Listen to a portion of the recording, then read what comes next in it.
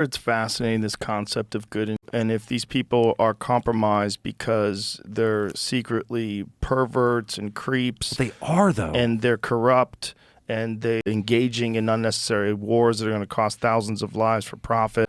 So if evil is real, evil would want those kind of people to be in a position of power. Yes.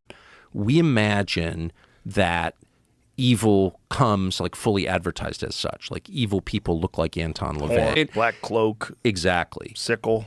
Right. Black. Evil is an independent force that exists outside of people, that acts upon people. I really believe that. I've experienced it a lot. And it's obvious. And what vessel do they choose? The weak. It's weak men and women who are instruments of evil. The weaker the leader, the more evil that leader will be.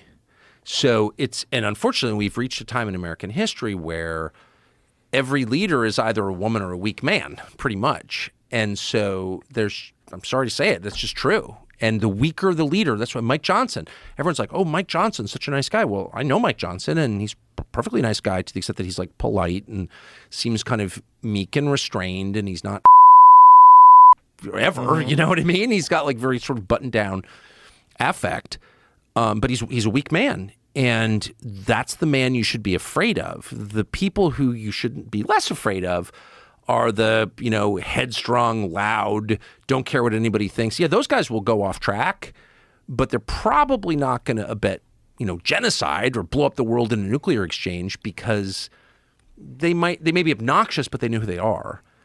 Weak people just become a host for evil, an open, empty building that evil occupies, possesses even. And that's exactly what's happening to Mike Johnson. It's like absolutely crazy what Mike Johnson is doing.